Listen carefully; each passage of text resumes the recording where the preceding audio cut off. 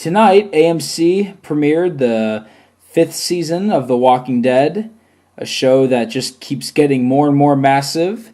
There's something about this show that just reaches out to so many people, whether they're zombie fans, horror fans, or if, a lot of people that love this show would never watch a zombie film or a horror film, but there's just something about this show that just keeps reaching out to people, and I find it just odd that this is the show, this is the horror show that everyone's talking about, that everyone loves, and it's, well, not everyone for that matter, but I mean, there's just so many people love it. It has such a loyal fan base, and it's such a hard show for me to talk about.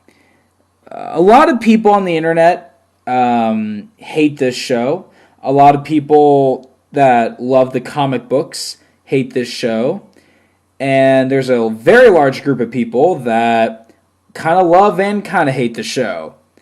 And that's kind of where I'm at. That's where I've been at for the past year now. I was very on board for this show when it first premiered. I loved it. I stayed loyal. I was okay with the second season. I didn't hate season 2 like a lot of people did. I was on board for the first half of season 3. In fact, I loved the first half of season 3. It was the last few episodes of season 3 where that's when the show started to kind of lose me. And it got to the point where I was starting to get angry watching the show. Season 4 had some good stuff in it.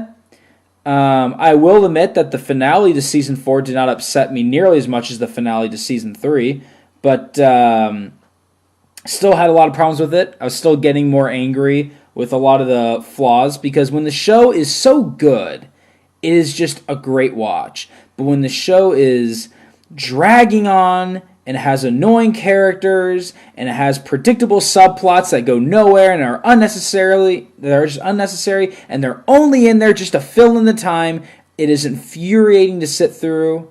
Season 2 to 4 is just packed with that. And that's the thing, is that when the show is good, it's great, but when it's not, it's so hard to sit through. So, what is Walking Dead to me? You know what it is? It's like it's like that ex-girlfriend that just gets under your skin. That's what The Walking Dead is for me. I have such a bipolar love-hate for this show.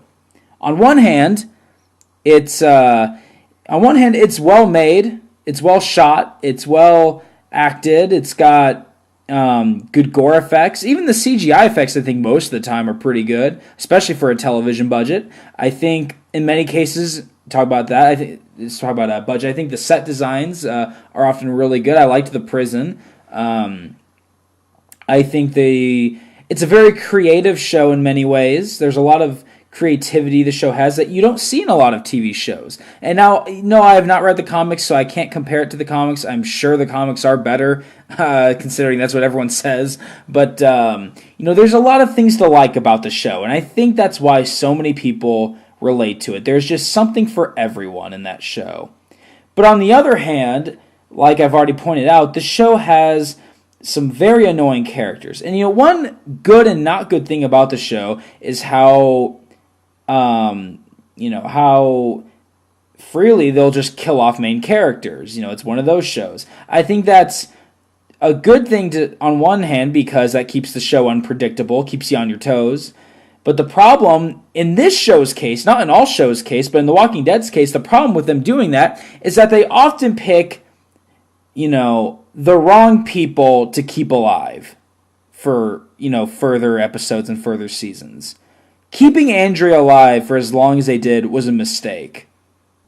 And I honestly stand by this, and I'll talk about him a little bit more when I talk about this episode for season 5. But I think keeping Glenn alive was a mistake. When they teased at the end of season 4 that Glenn and Maggie were dead, I thought it was solid. I was really onto it because I was really into it, because even though I've never cared much for Glenn, the fact that they don't even show their dead bodies, it just cuts to these people in Terminus wearing their clothes, the implication that they were killed and eaten, that was terrifying. And I was sold. But they played it safe. and at the end of season 4, Glenn and Maggie are A-okay. I'm okay with Maggie living because I still like her character. I think the actor does a good job playing, but I think Glenn is honestly still a very dull character. And killing him, I think, would, despite being a dull character, I think it would do well with the emotions, with the emotion that would happen with the other characters, including Maggie. I think there's a lot of good that can come from that, other than just killing off a character I don't care for. I think it would have a good effect on the other characters. But, not killing him, I think, was a mistake. And keeping him around and killing off more interesting characters is a mistake. And on top of everything else, the biggest problem with this show, and everyone's talked about this to death, is that the show procrastinates. It teases you, it procrastinates, and it just doesn't go anywhere enough. The show does such a good job teasing you and building something epic up, and the payoff is so weak. Even if the payoff is good, it's too late. The highlight for season 4, by far, was the war, which was the mid-season finale. Well, that was a great segment. Here's the problem. That should have been the season 3 finale. And you could argue, well, Micah, teasing them for that to happen in season 4 is what kept people watching it. Not me. I don't even know why I watched season 4. I guess because everyone was talking about it, and I just felt obligated to watch it. And yeah, you could argue that still got me to watch it, but you should not watch a show because you feel obligated. You should watch it because you want to watch it, because you're looking forward to it. Yes, the war segment was great. That should have been the season 3 finale. For the second half of season 3 to be teasing you over and over again, episode after episode, they're going to war, they're going to war, they're going to war, and then for the season 3 finale to be a bunch of bull crap, that's a big middle finger to the audience, in my opinion. And that's the thing, is that the show frustrates me, but there's things that grab me in and I love about it. So yes, this right there, me rambling right there, is a great example of how I feel about The Walking Dead. So now let's get into the season 5 premiere. There's been a lot of talk about this.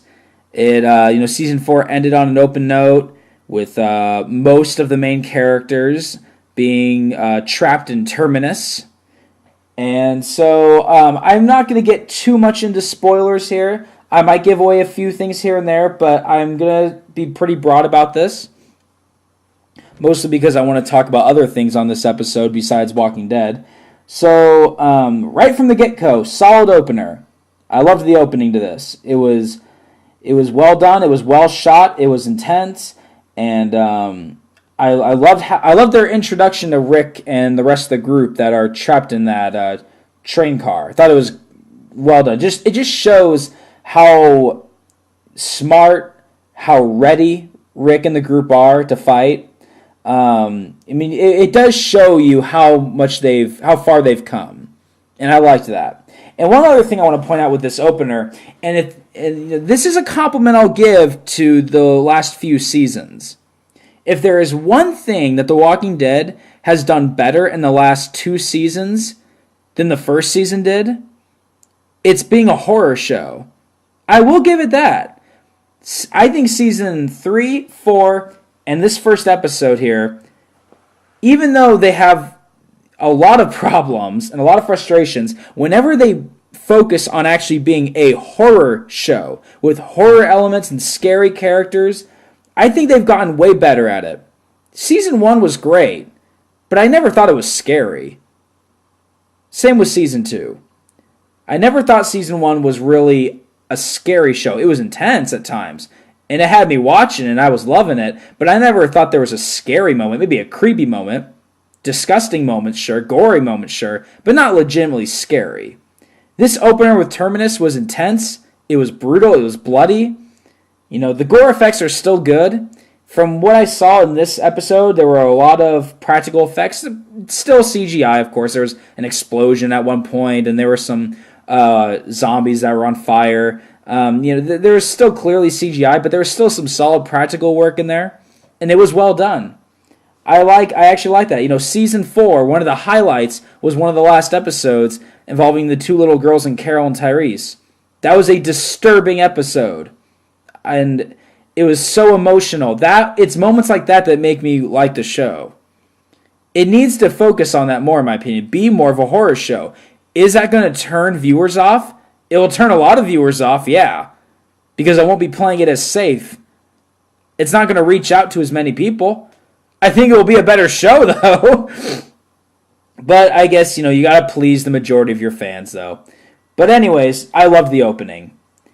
And, we get the opening, and then we get credits. And then after the opening, where we see the people in Terminus killing off people, assuming they're going to cut them up and eat them.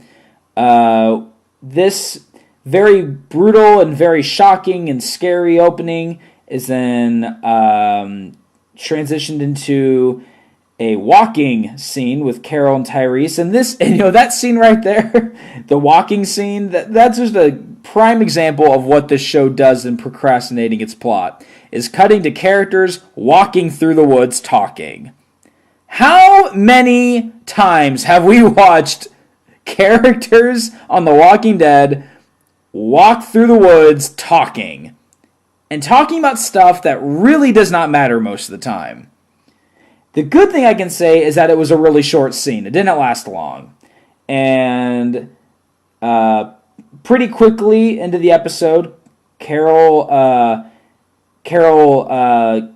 comes in to save. We'll try to stop Terminus. She realizes that they've taken Rick and the others prisoner. Now, and here's another thing I'll say.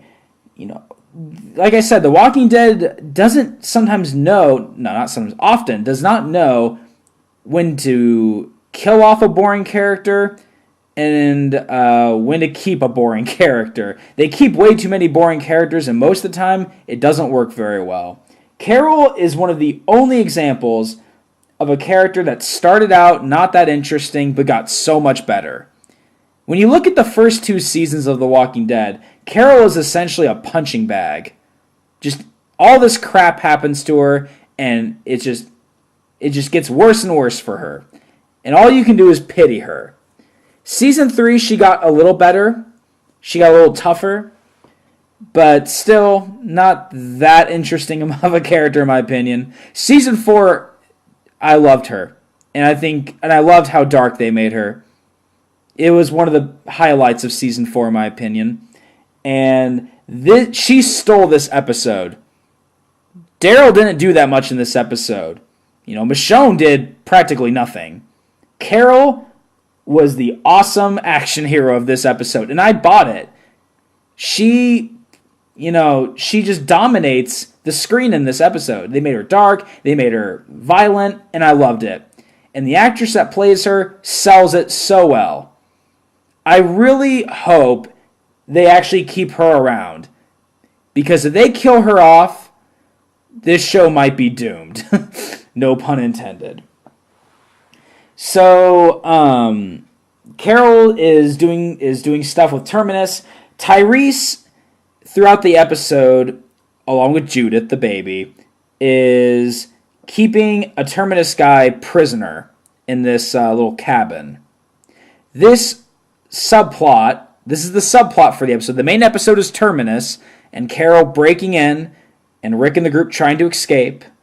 The subplot is Tyrese, Judith, and this Terminus guy in a cabin. This subplot was so annoying. And the moment I saw the prisoner starting to talk to Tyrese and trying to convince him to leave, I knew right then and there that was going to be the subplot of the episode, and I knew right then and there it was going to be pointless. And it was.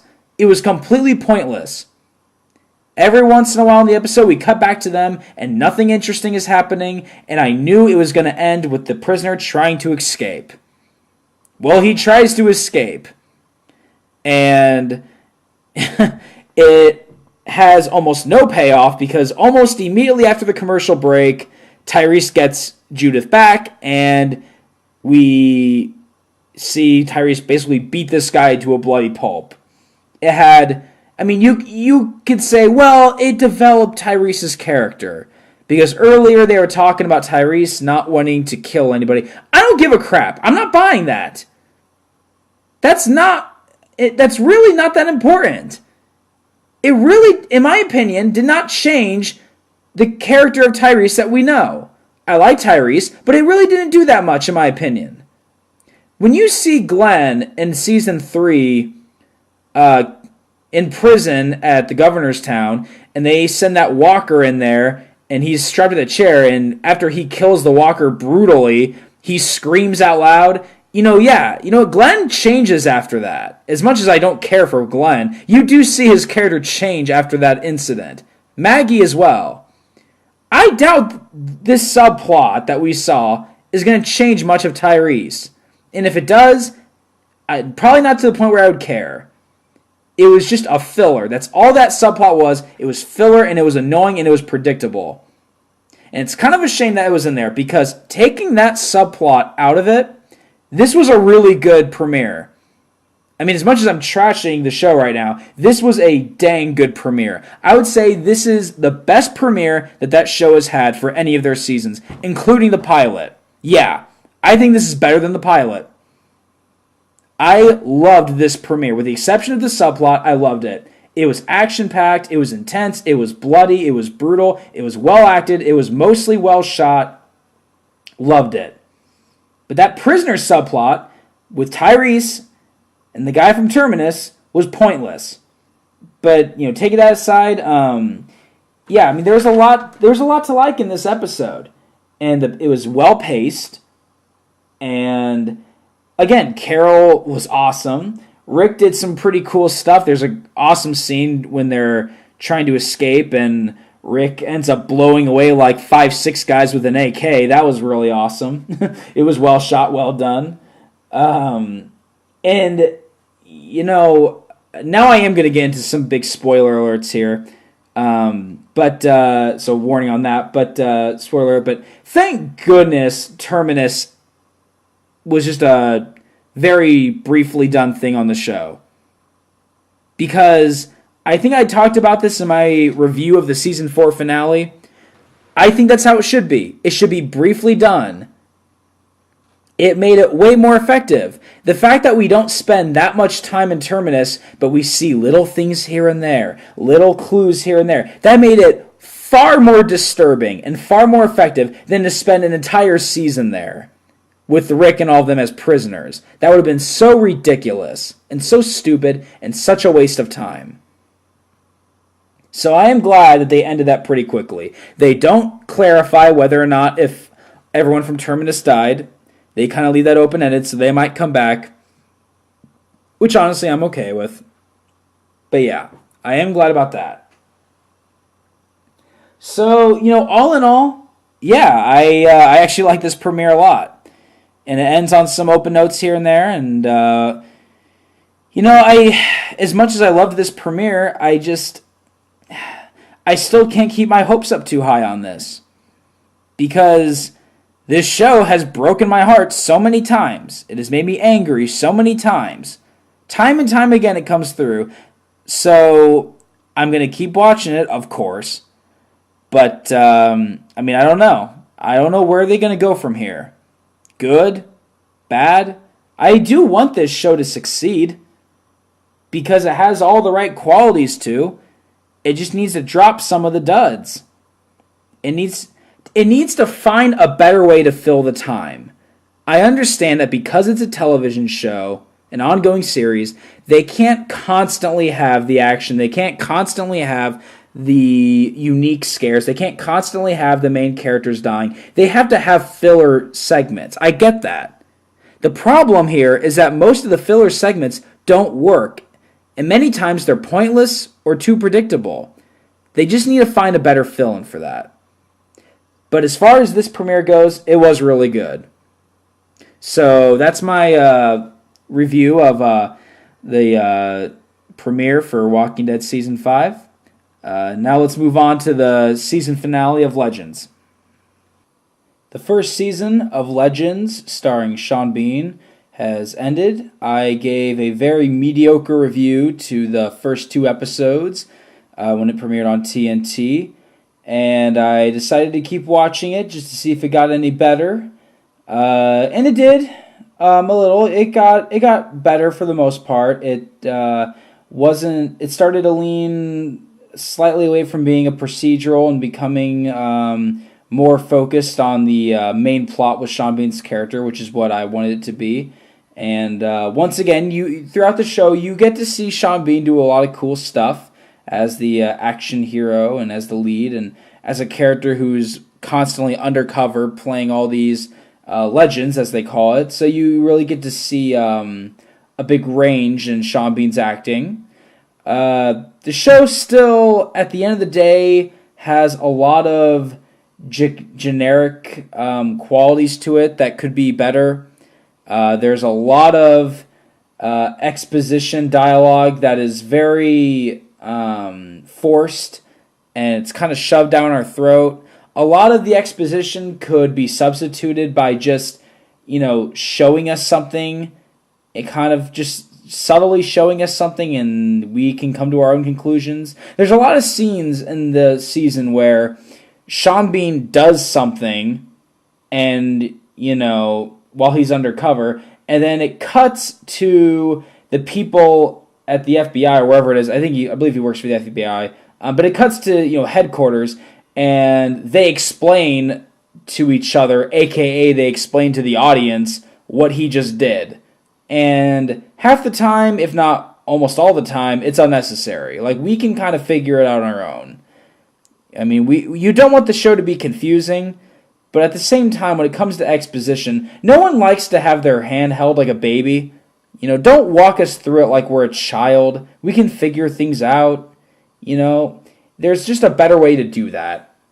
And you can tell this is created by the same guy that created 24, because there are so many moments, so many plot devices, so many moments, so many characters that are heavily reminiscent of that series. And although I love 24, it's one of my favorite shows of all time, I don't need another show that just reminds me of that. Give me something else.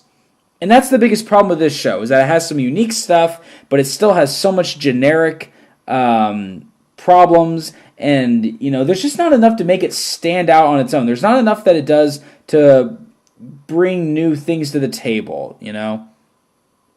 The finale was ultimately pretty good. It was a 2-episode finale. There's some good action in there, and there's some twists and turns, of course. It ends on a very open note, and I am curious to see where they're going to go from here. It looks like it won't be as much of a procedural, which, again, that's what it should be. It shouldn't be as much of a procedural. Again, though, if the writing doesn't get much better, I can't imagine this show ever becoming one of the best on TV. I can't imagine this show becoming the hottest, show TNT has. I don't see that happening right now because, again, it's good enough to watch. It's good enough to recommend. It's good enough to sit through casually, but there's just not enough to make you, crave for the next episode. There's not enough to keep you on the edge of your seat. There's just not enough to really, really make you just become a diehard fan, because there's too much genericness to it. There's not enough creativity. There's not enough cool things in there to the point to like 24 had. I mean, 24 had a lot of problems, but there was so much cool stuff going for the best seasons, at least of 24, to keep you just really excited for the next episode.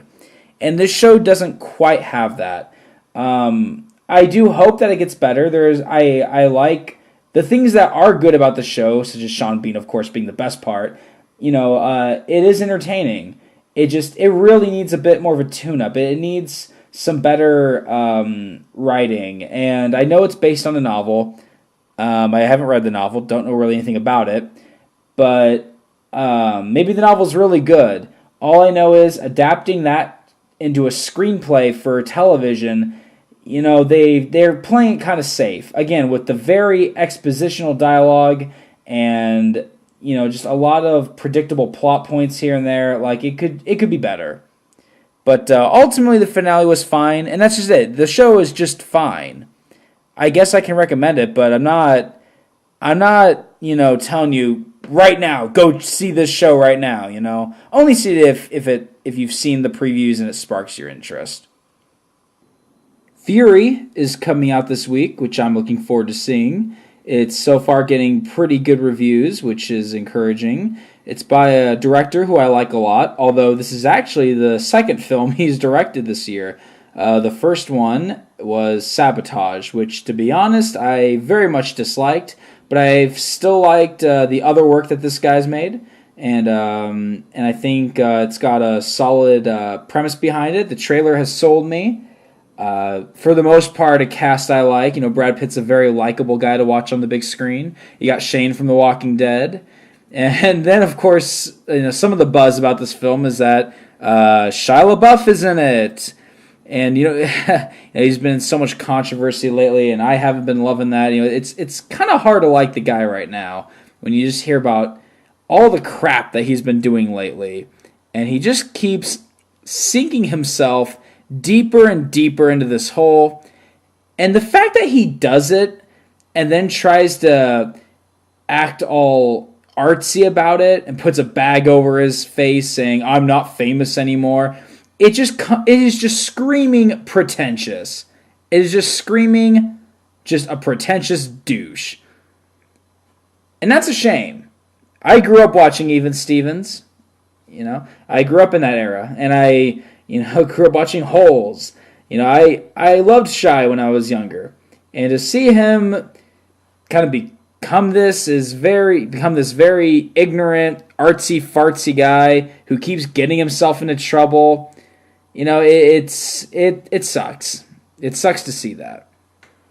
There's been some talk on the internet that apparently he did some method acting for this, in the sense that he, as a method actor, so to speak, he apparently cut part of his face and took a tooth out. Which, when I hear about method acting, there's some stuff that actors do that I can give props to, such as like weight gain or loss. Christian Bale's done that for some films. Patrick Wilson did that for Watchmen, and Stallone did that for Copland. And in those cases, I can give props. Heath Ledger locking himself in a hotel room to shape himself into the Joker character, as extreme as that is, and that might, some people have talked that might have been a part of what kind of was the downfall of his last days. You do at least see that pay off pretty well in the movie, The Dark Knight. Shia cutting his face and taking a tooth out for the sake of a side role. He's not even the lead. That's the thing. Shia LaBeouf is not the lead in this movie. He's a side character. When I read that, I just think to myself, that is just so Shia LaBeouf right now. It's just kind of silly. A little overly ambitious. But with all that said, I am looking forward to seeing the film. I think it'll be a pretty good one. The director, as much as I don't like Sabotage, Sabotage can attest for this too. The director, when you look at his work, he does such a good job making very gritty and bleak and brutal films. And I mean that in a good way.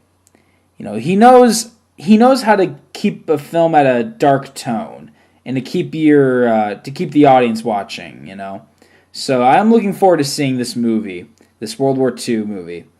On Rotten Tomatoes, there have been 10 critics that have reviewed the new Keanu Reeves movie, John Wick, and all 10 of them are positive. Austin and I saw this trailer a while back, and we both loved it. We're both very ecstatic to go see it. It looks like a lot of fun. Looks like kind of a fun action movie done right. When it comes to an action film that's just trying to be mindless entertainment, like very extreme mindless entertainment, just because the goal is to be kind of dumb fun doesn't mean it gets to suck. There's doing it right and doing it wrong. Transformers does it wrong, but there's plenty of examples of movies that do it right. And the trailer looked promising. It looked like it might be doing it right. Just because. I guess just without repeating myself over and over again, just because you're making a film that's just light, fun, and it's extreme action with extreme over the top scenes, that doesn't mean it gets to be poorly written. That doesn't mean it gets to be poorly made. It should still be a film that has effort put into it. And this film looks like there's a lot of effort put in it. It looks like the action scenes are well shot. It looks like there's a lot of, fun that everyone's having. It looks like Keanu is having a blast. And it looks promising. It doesn't look like a film that's insulting you. It looks like a film that wants you to have fun. So, and judging by the, so far, very good reception, it looks like it's going to live up to that. So I'm very much looking forward to seeing that in a couple weeks. Another movie that's coming out this week is the remake to The Town That Dreaded Sundown. I actually just found out last week that they were remaking this 70s classic. I was shocked. I couldn't believe I actually had not heard that this was being remade until just a week before its release. And what an interesting pick. What an interesting movie to remake out of all of them. If you haven't seen the original, it actually just came on Netflix. I do recommend it. It's a classic. It's a very, it's got a very kind of low budget feel to it. Very, almost kind of quasi documentary feel. Very much kind of like Texas Chainsaw, and like Texas Chainsaw, it claims to be based on a true story. I will say that the original Town That Dreaded Sundown, although it very much takes its own route, it has enough facts of the true killings it's based on, more so than Texas Chainsaw does. So I'll give it that. But the original is a very interesting film to look back on retrospect. It's kind of been forgotten about, but for the critics and horror fans that do look back on that film now, most of them look back on it very positively. And it has definitely gained it's a cult following over the years, I'd say. And it's very interesting that they're remaking this. And based on the trailer and based on the information we're getting, it's not really so much a remake as much as it is a follow-up to the original film. Which I think is an interesting idea. Like the true story about the killings that the original film is based on, the killer has not been caught, has not been identified, and so this reboot, remake, whatever you want to call it, is about the present day and about how the killer seems to be back, but we don't know for sure whether or not if it's the killer or maybe a copycat. And when you read the premise, it seems interesting. The director of this film, this is his first directed film. He's done a lot of second unit work on quite a few films. According to Wikipedia, the last film he did second unit on was Argo. That's a good sign. But this is his directorial debut, and it's produced by Ryan Murphy, who you may recognize if you're a fan of FX shows. He did Nip Tuck and American Horror Story. So you can definitely predict that this is going to be a brutal film. It is an R, I believe, which it should be. It's probably going to be sleazy and brutal. Orion Pictures is actually behind it. I think that's a good sign. I read about all this, and I think, like I said, this film, although it's popular with, the big horror fans, mainstream audiences, most of them don't know about the original film, which I think is a shame. Like I said, it's on Netflix. Definitely check it out if you're into horror films, especially 70s low-budget horror films. But it's kind of been forgotten about, so I think a remake / reboot / whatever you want to call this, I think it is actually maybe a little necessary. At the very least, it can help bring the original back into light, even if this remake doesn't end up being good. If it doesn't end up doing well, at least it can kind of bring the original back into some relevance. But I read about all this, and I'm kind of excited for it. The only thing that kind of lowers my hopes is that Well, I saw the trailer, and frankly, it doesn't look that good, I don't think. It looks pretty generic. It looks like every other remake that's come out in the past, 10 years. It just looks forgettable. Doesn't look interesting. The killer looks kind of creepy, but I mean, besides that, it just doesn't look that good. Which, I read about the guy that wrote this remake, and it's the same guy that wrote the screenplay for the remake of Carrie that came out last year. Anyone that saw my review of that film knows I hated it, and it was unnecessary. This remake definitely seems more necessary than the Carrie remake, but man, I don't know. Like, I want it to be good. Like, I'm all for them bringing this movie, the original film, back into the light and maybe doing a follow-up film. It's just, I don't know, the trailer wasn't very promising. The writer behind this isn't very promising. It's the director's first film, which isn't necessarily a bad thing. It's just because of that, we don't really know what to think about that too much. So it's just... And personally, I'm not the biggest fan of American Horror Story either, with Ryan Murphy producing it. I mean, you could tell it's going to be brutal, probably, but besides that, I don't know. We'll see. It's too early to tell right now, but, I mean, maybe, I want it to be good, but, man, I don't know about that.